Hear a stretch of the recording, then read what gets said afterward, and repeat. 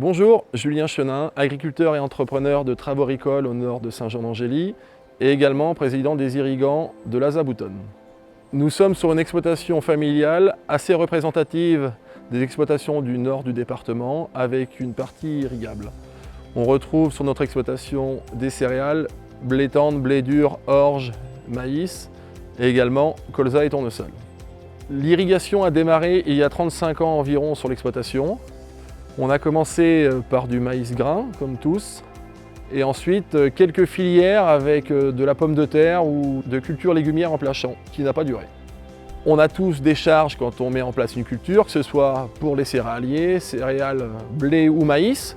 On a tous une mise de départ. Je pense également à tous les agriculteurs bio qui sont sur notre zone, qui font des cultures à forte valeur ajoutée et où la mise de fonds au démarrage est encore plus grande que pour un agriculteur conventionnel qui cultive du maïs.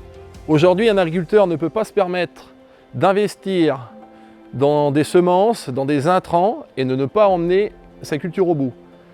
L'accès à l'eau permet de garantir le rendement final et surtout l'accès à l'eau sur la durée du cycle permet à la plante de vivre et de ne pas polluer.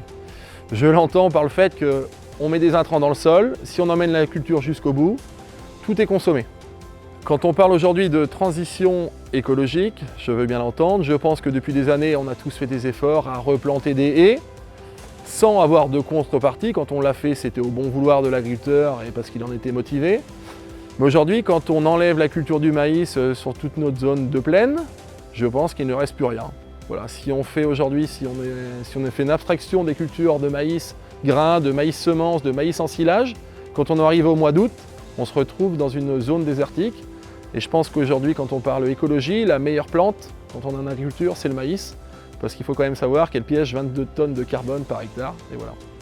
Quand on parle irrigation sur la Boutonne, il faut savoir qu'en 2003, on avait un volume consommé officiel de 20 millions de mètres cubes, que les agriculteurs ont fait des efforts, que l'on est descendu à 1,5 et que l'on finira bientôt à 8 millions en prenant la partie stockage. Avec l'irrigation, on a une sécurité de rendement, une sécurité de prix de vente à l'avance.